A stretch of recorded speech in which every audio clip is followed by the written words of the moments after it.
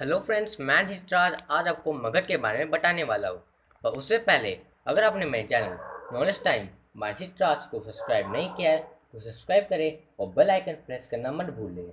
और इस टॉपिक में अगर आपको वीडियो पसंद आया तो उसे शेयर करना मत भूलें।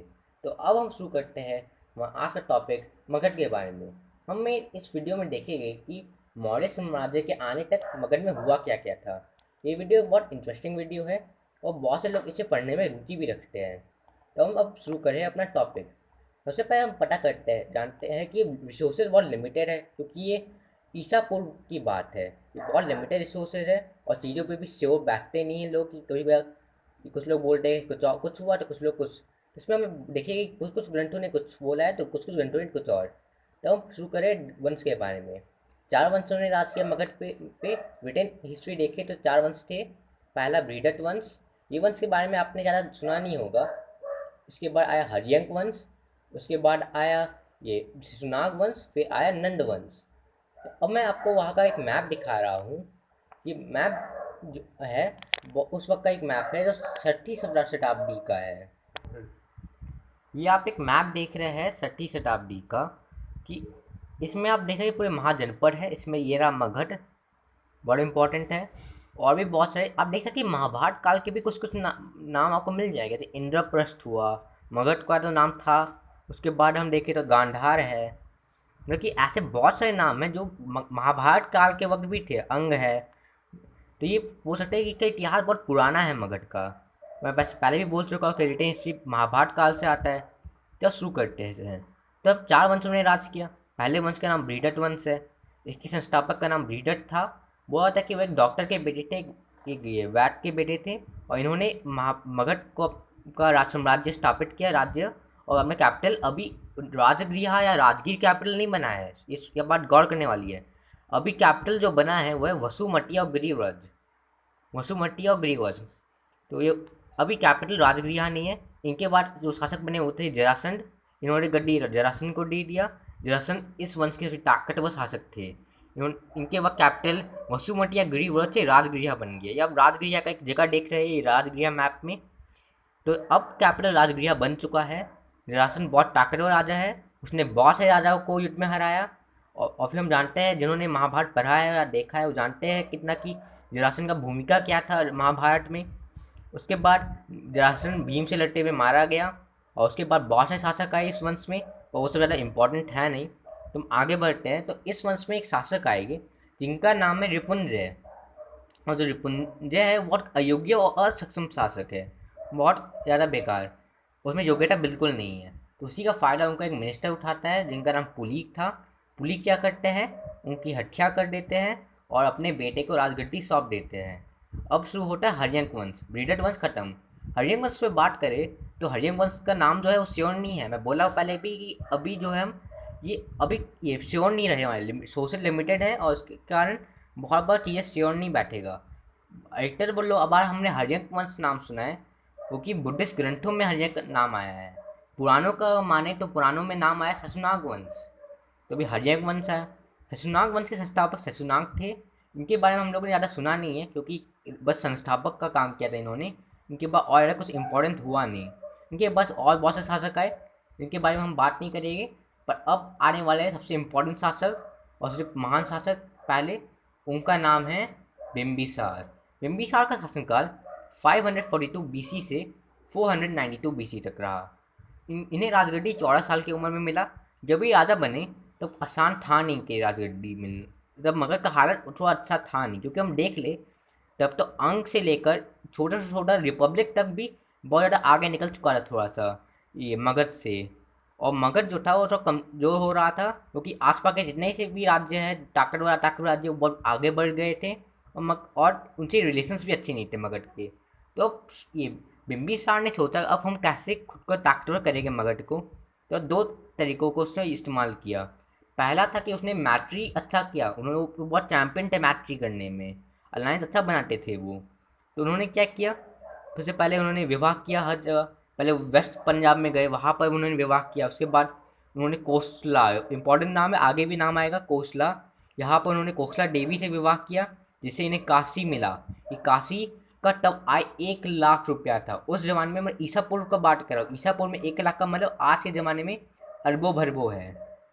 उसके बाद ये काशी मिल गया, उसके बाद इन्होंने ये लिच्छवी जो है उनसे अच्छे संबंध बनाए वैशाली से। तो फिर अब ये उन्हें भी और अच्छे से माइंस मिले, डायमंड माइंस, गोल्ड माइंस जो है बहुत अच्छे से खदान मिले, जो आगे चलकर थोड़ा प्रॉब्लम भी बना जा शत्रु के काल में युद्ध का कारण। तो अब क्या हुआ, अब इन्होंने मैत्री अच्छा बनाया, इन्होंने दोस्ती कर लिया, गांधार नरेश से भी इन्होंने दोस्ती किया आगे चलकर। ये गांधार का एक जगह है, गांधार थोड़ा दूर था, इन्होंने वहाँ के शासक जब पीलिया से ग्रस्त थे, इन्होंने अपने वैद को भेजा इलाज करने के लिए। मगध अब क्या है कि अब अलायंस मगध ने बना लिया है, अब मगध का बारी है विकास करने का, अब मगध का बारी है कब्जा करके दूसरा तरीका अपनाने का, युद्ध करने का। तो युद्ध के लिए उन्होंने चुना अंग को। अंग क्योंकि अंग जो है वो ईस्ट में मौजूद है और ईस्ट में और कोई महाजनपद है नहीं। अगर वो अंग पे हमला करते हैं तो उन्हें ईस्ट के पोर्ट जो साउथ से ईस्ट जाते हैं और ईस्ट से साउथ आते हैं, और जो साउथ ईस्ट एशिया है उनके पोस्ट पे भारी नियंत्रण आ जाएगा मगध का, और उसके कारण उन्हें फ्री में उन्हें इधर उधर जा सकेंगे, सी का इस्तेमाल कर सकेंगे। तो वही अंग पे हमला कर देते हैं, पर आसान था नहीं ये, क्योंकि अंग भी बहुत ताकतवर महाजनपद था। युद्ध होता है, युद्ध में क्या होता है, बहुत लंबा युद्ध चलता है, कभी मगध जीता तो कभी अंग जीता, इसके कारण बहुत से सैनिकों का जान भी गया। अब क्या हुआ, अंत में अंग के शासक को मार डाला जाता है और मगध जीत जाता है, और वहाँ का गवर्नर युवराज अजातशत्रु को बना दिया जाता है। अब गवर्नर जाके अजातशत्रु है, और इसी कारण इन्हें बड़ा इंपॉर्टेंट पोर्ट है चंपा, वो भी मिला इन्हें। मतलब अब इनका ईस्ट के ट्रेडिंग सेंटर पोर्ट्स जो है, ईस्ट के पोर्ट्स, उन पर इनका नियंत्रण आ गया। उसके बाद इन्होंने, इनके बहुत ज़्यादा शांति रहा करता था देश में, इनके वक्त बहुत ज़्यादा पुराणों में लिखा है 80,000 गाँव थे इनके इस राज्य में। इससे विश्वास करना तो आसान नहीं है, पर ये अगर होगा तो बहुत बड़ी उपलब्धि होगा, और इनके वक्त बहुत अच्छा खासा तरक्की भी कर रहा था ये देश, और शांति बहुत ज़्यादा देश में था। अब क्या हुआ, अब इनका अंत का दिन अच्छा था नहीं, क्योंकि इनके बेटे युवराज अजातशत्रु, इन्हें क्या किया, इन्हें मंडी बना लिया और इसे फिर बाद में मार भी डाला। अब अजातशत्रु के शासनकाल में आते हैं, अब बिंबिसार का चीज़ें खत्म हो गई, अब अजातशत्रु शासक बनते हैं। उनका शासनकाल था 492 BC से 460 BC तक। इनके वक्त हर्यंक वंश अपनी पीक पे पहुंच गया। पीक पे क्यों मैं बताता हूँ, इन्होंने बहुत सारी लड़ाइयाँ लड़ा, और इसमें इन्होंने जीत भी हासिल की, ऐसा नहीं हारे ये हर बार जीते। तो अब क्या होता है कि अजातशत्रु के वक्त थोड़ी रिलेशनशिप तो प्रॉब्लम हुआ था अलायंस में, जो बिंबिसार अलायंस में तो कमज़ोर हो रहे थे। क्यों, क्योंकि क्या वो पहले जब वो बिंबिसार को मारते हैं तो बहुत से इनके दोस्त थे, गांधार के शासक, अवंती के शासक, कोसला के शासक, वो थोड़े नाराज थे। इसी बीच क्या होता है कि कोसला देवी जो इनकी माँ थी उनकी भी मृत्यु हो गई। कोसला के जो नरेश थे, वो जो थे इनके मामा अजातशत्रु के, वो दुखी थे अपने फ्रेंड बिंबिसार और उनकी ये बहन कोसला देवी की मृत्यु से। तो अंत में वो क्या करते, काशी से पैसे मिलते थे वो रोक देते हैं और काशी पे कब्जा कर लेते हैं। और जब अजातशत्रु लिखते हैं कि आप काशी वापस दे दीजिए, तो बोलते हम नहीं देंगे आपको, आप हमें युद्ध में हराइए। तो बहुत लंबा युद्ध हो जाता है, युद्ध बहुत लंबा चलता है। इसके कारण क्या होता है, बहुत सारे सैनिक सब मारे जाते हैं, बहुत लंबा युद्ध चला। कभी ये कोसला के शासक को कोई भागना पड़ा, तो कभी अजातशत्रु को भागना पड़ा। बहुत सारे युद्ध हुए, ऐसा नहीं एक दो युद्धों में ही मामला खत्म हुआ, बहुत सारे युद्ध हो गए। अंत में क्या होता है, कोसला को जीत लिया जाता है और कोसला भी खत्म। अब तक अंग और कोसला खत्म हो चुके हैं, और इनका प्रसार ईस्ट में होने लगा है, वेस्ट में। अब दूसरा इम्पोर्टेंट काम था वैशाली पे हमला। वैशाली पे क्यों हमला, क्योंकि इनके वक्त बिंबिसार ने मरने से पहले जब थोड़ा चीज़ों बांटा था अपने बेटों के बीच, तो इनकी एक जो रानी थी जो वैशाली से आई थी, उनसे तो जो बेटे उत्पन्न हुए, उन्हें एक बहुत सारे हाथी और बहुत बड़ा डायमंड का सेट दिया गया। इसके कारण अजातशत्रु और उनके परिवार वाले खुश नहीं थे कि अब उन्हें बहुत ज़्यादा चीज़ें दिया गया है, और तो मंगवा बोलते हैं कि अब राजा तो हम हैं, हमें अब ये सब चीज़ें वापस दीजिए। तो मना करके वैशाली भी चले आते हैं नाना जी के यहाँ। उधर वो खत लिखते हैं, बोलते हैं वैशाली शासक को कि आप ये सब दे दीजिए, वरना इन दोनों लड़कों आदमियों को दे दीजिए, लड़कों को, वरना हम युद्ध कर देंगे। तो वो मानता नहीं है, तो तय करता युद्ध होगा। 16 वर्ष तक युद्ध चलता है, और इसी बीच इस युद्ध में और दूसरी अच्छी बहुत बड़ी घटना हुई कि इन्होंने नए नए विपन्स इस्तेमाल किया। अजातशत्रु ने पत्थर फेंकने के लिए नए विपन्स, बहुत सारे नए नए विपन्स का युद्ध हुआ। इसी बीच इन्होंने एक और दूसरी चीज़ हुई, पाटलिपुत्र का दुर्ग बनाया गया। क्या बाकी नॉर्थ में देखने के लिए, देख रेख करने के लिए युद्ध का एक दुर्ग चाहिए था, तो उन्होंने एक अच्छा दुर्ग चुना, क्योंकि उन्होंने एक ऐसा दुर्ग चुना जो 3 नदियों के बीच है, जहाँ पर हमला करना बहुत मुश्किल है। पाटलिपुत्र 3 नदियों के बीच आता है, पटना, गंगा, सोन और एक और नदी। तो अब क्या होता है, वहाँ दुर्ग में आते हैं, जो आगे चलकर पाटलिपुत्र कैपिटल भी बना। तो वैशाली से युद्ध हुआ, अंत में वैशाली भी हार गया। मतलब आप देखिए, आप धीरे धीरे करके वो अपना प्रसार कर रहा है अजातशत्रु को। फिर उन्होंने बहुत से दूसरी रिपब्लिक को भी हमला किया और ख़त्म कर लिया। मतलब और फिर क्या हुआ, जो ये उनसे उस वक्त रिलेशन अवंती से भी अच्छे नहीं थे, तभी अवंती से युद्ध नहीं हुआ। अब क्या होता है, अब इनके मृत्यु के अंत, इनके जीवन काल के अंत में इनके जो बेटे उदयन थे वो भी इन्हें मार डालते हैं 460 BC में, और उदयन शासक बन जाते हैं। उदयन के वक्त एक ही इम्पोर्टेंट घटना हुआ कि पाटलिपुत्र कैपिटल बना। बात क्या हुआ कि उन्हें और एक सेफर इलाका चाहिए था। राजगृह जो है बहुत सेफर इलाका तो है, पर क्या है कि वो पहाड़ियों के बीच है। आप पहाड़ों का तो रौंद सकते हैं, पहाड़ों पे हमला कर सकते हैं चढ़ाई, तो अगर आप कोई और सेफर इलाका चुनना था, अब मांग हुआ था और सेफर इलाका का, क्योंकि राजगृह जो है उसमें चढ़ाई हो सकता था। तो अब क्या करते हैं, वो पाटलिपुत्र चुनते हैं। मैं जैसे बता चुका हूँ, वो नदियों के बीच आता है, और नदियों के बीच वाले इलाके पर हमला करना आसान है नहीं। तो पाटलिपुत्र को 457 BC में कैपिटल बना दिया जाता है। अब उज्जैन के वो दूसरी थोड़ी सी इंपॉर्टेंट घटना हुई कि उज्जैन जो उज्जैन इंपॉर्टेंट सेंटर उस वक्त कहीं उज्जैन था, उस पर कब्जा कर लेते हैं। अवंती पे कब्जा नहीं हुआ है, पर उज्जैन पे कब्जा कर लिया गया।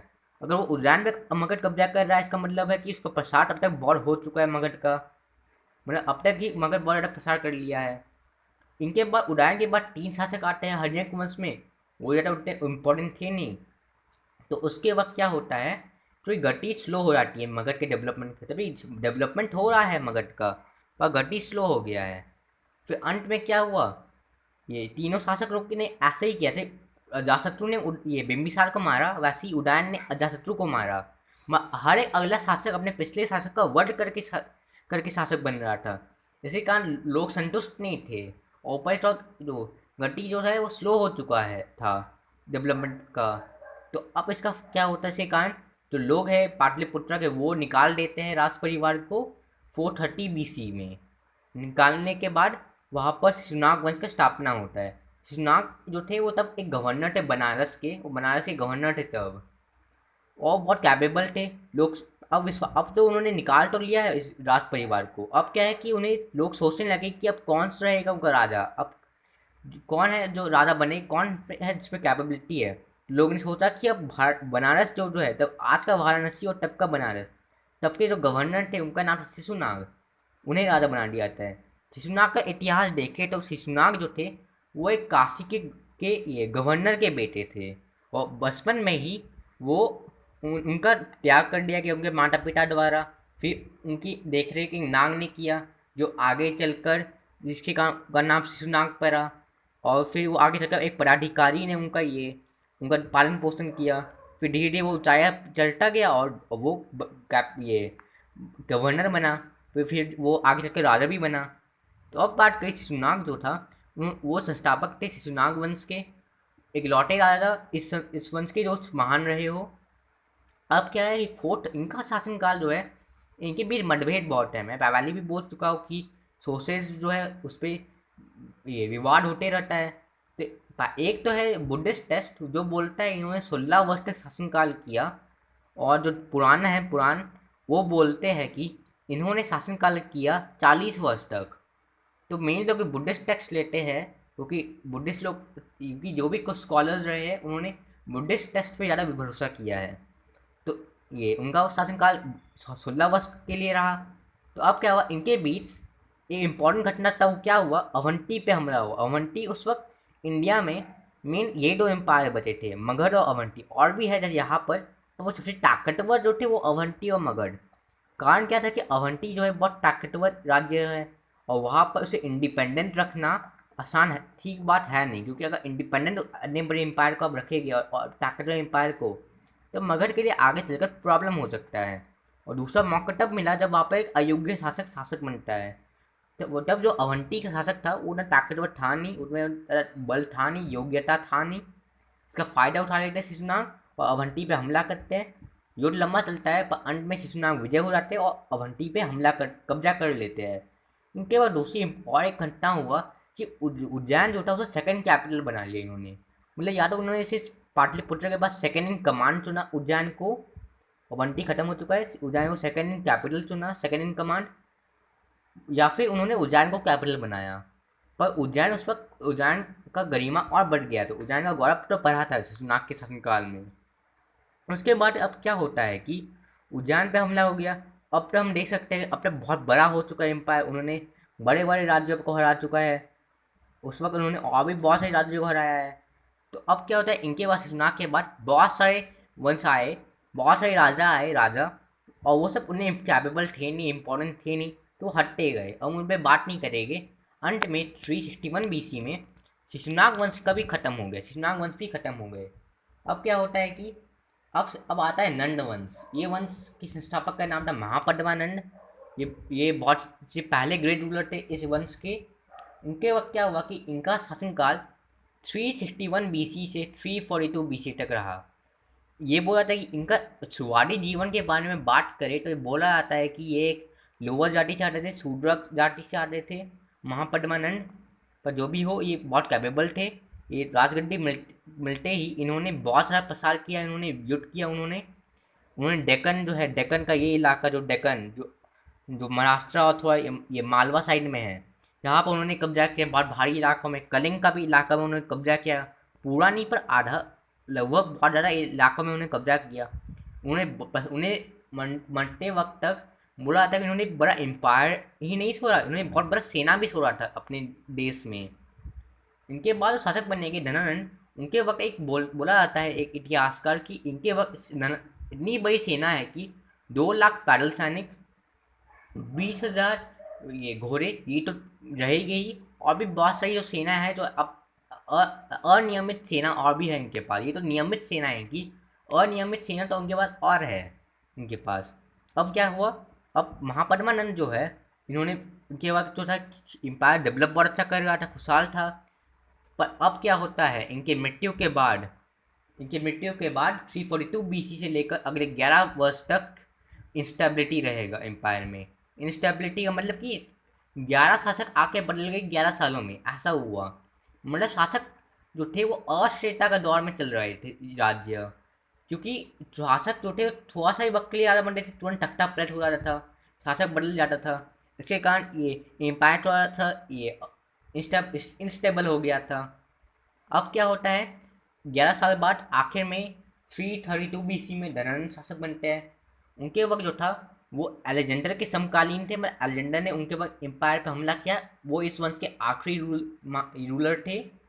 उनके पास अलेक्जेंडर ने भारत को इन्वेट किया, सिकंदर ने, हम सब जानते हैं। उनके वक्त क्या हुआ कि सिकंदर जो थे वो, उनकी सेना 2 कारण से के कारण सिकंदर वापस लौटा भारत से। पहला था कि उनकी सेना ने बोला कि हम थक चुके हैं युद्ध करते करते, और दूसरा कि उन्होंने धनानंद की सेना का ताकत देखा था, सुना था उनके बारे में, इसलिए वो वापस ले गए। मगर धनानंद की सेना बहुत ताकतवर थी। पर एक और चीज़ हुआ कि धनानंद जो थे वो बहुत अनपॉपुलर थे, बहुत ज़्यादा ये अलोकप्रिय हो चुके थे अपने पॉलिसीज में। मतलब उनके इकोनॉमी में इतना टैक्स लगाते थे वो कि एक भी चीज़ नहीं था जिसमें वो टैक्स छोड़े नहीं हो। इतना टैक्स लगाते थे कि वो छुपा के रखते थे अपने पैसा को। वो दिखाते थे लोगों को कि राज्य के को पैसा की ज़रूरत है, पर असलियत में राज्य के पास भरपूर पैसा था। वो बोला था कि एक बार गंगा नदी में बहुत सा पैसा छुपा हुआ था उनका। लोग बड़ा हताश थे उनके राज्य से, क्योंकि इनके वक्त हर एक ज़्यादा बहुत ज़्यादा टैक्स देना पड़ता था, और हर एक चीज़ पे लोग सोच रहे थे अगर मौका मिले तो इन्हें भी हटा देंगे शासनकाल से। कुछ वैसा ही हुआ। कुछ साल बाद अब चंद्रगुप्त मौर्य ने चाणक्य की मदद से नंद वंश को खत्म कर दिया और धनानंद को मार डाला बोला जाता है, और उन्होंने मौर्य साम्राज्य का स्थापना किया। अब क्या है कि अब जब मौर्य साम्राज्य का शुरुआत हो चुका है, अब हम इसके बारे में कोई और दिन सोचेंगे। तब तक के थैंक यू। अगर आपको ये वीडियो पसंद आया हो तो इसे शेयर करना मत भूलिएगा। Thank you.